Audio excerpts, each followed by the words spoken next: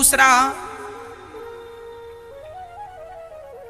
ध्यान करने बैठ गए अपनी पत्नी का, अपने होनी प्रेमिका का, कि मेरी प्रेमिका शायद मेरे भजन से, मेरे तपस्या के बल से शायद भगवान प्रसन्न हो जाएं और मैं कह दूं कि मेरी होने वाली प्रेमिका को मुझे वापस करो।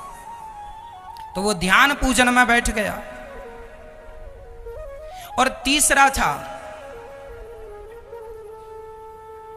वह उस लड़की को जब जल गई ना तो उसकी हड्डियां बची थी, उन हड्डियों को लेकर वह इस उम्मीद से उसकी हड्डियां रख ली कि शायद कोई ऐसा मंत्र मिल जाए जिस मंत्र से मैं इस हड्डी में प्राण फिर से डाल सकूं। तो जो तपस्या कर रहा था उसकी भेंट एक बहुत बड़े तांत्रिक से हो गई, और तांत्रिक जो था उसने कह दिया कि यदि उसकी हड्डियां होंगी तो मैं उसे जिंदा कर दूंगा। इतना बड़ा तांत्रिक था। अच्छा ठीक है, तो जिसने तपस्या की उसे तांत्रिक मिल गया। उसने कहा हड्डियां लाओ मैं जिंदा करता हूं, और हड्डियां दूसरे ने संभाल कर रखी, दूसरे प्रेमी ने। तो उस प्रेमी ने हड्डियां दी और तांत्रिक ने मंत्र पढ़ा, सच्ची वह लड़की फिर से जिंदा हो गई। लड़की खड़ी हो गई ज्यों की त्यों, और भी सुंदर हो गई वो लड़की पहले से, और भी सुंदर और भी बढ़िया हो गई। अब सवाल आपसे, बताओ उस लड़की अब वो जिंदा हो गई, उसके सामने फिर 3 पुरुष खड़े हैं, बताओ वो लड़की किससे विवाह करे? जिसने उसे जीवन दान दिया वो, या जिसने उसकी हड्डियां रखी वो, या जिसने उसकी भभूति रमाई वो? 3 ऑप्शन है, वह लड़की किससे विवाह करेगी? जवाब दो, जवाब दो, किससे? हाँ,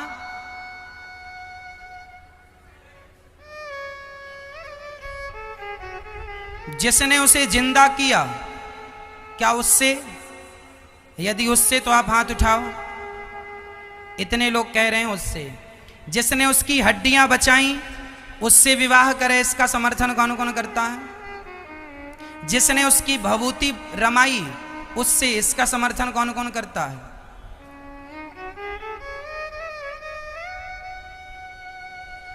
उस लड़की का विवाह हुआ किससे? जिसने उसे जिंदा किया मंत्रों से, वह तो हुआ उसका पिता। क्योंकि बेटी को कौन जन्म देता है? जिंदा करने वाला कौन होता है? जिंदा करने वाला कौन? पिता। वह तो ठहरा पिता। और जो हड्डियां बचा लिया वह हुआ भाई, क्योंकि बहन की रक्षा भाई करता है। विवाह किससे होगा? जो प्रेम तो पागल बना देता है, पागल जो हो गया वही उसका प्रेमी निकला, और उसी से उसका विवाह संपन्न हुआ। अर्थ क्या है? प्यार किसे कहते हैं? प्यार में पागल हो जाता है व्यक्ति।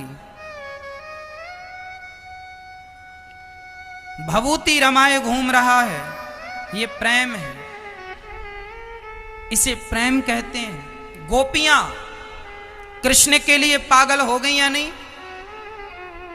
मीराबाई पागल हो गई कि नहीं? जहर दिया राणा ने, जहर दिया, कौन जहर पीता है भैया? पर मीरा ने तो, राणा ने विष दिया, मानो अमृत पिया। मीरा रानी दीवानी कहाने लगी, वो तो गली गली हरि गुण गाने लगी। ये प्रेम नहीं तो क्या था? अरे प्रेमी को जहर दिया जाए तो वह अमृत समझ के पी जाता है, ये प्रेम है। क्या आपकी माँ ने आपसे प्रेम नहीं किया? क्या आपकी माँ पागल नहीं है आपके लिए?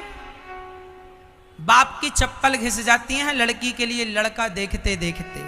क्या तुम्हारा बाप पागल नहीं है? छोटा सा मोबाइल चलाता है, तुम्हारे लिए बड़ा सा लाता है। खुद के कपड़े फटे हैं, तुम्हारे को अच्छा पहनाता है। क्या तुम्हारा बाप पागल नहीं है?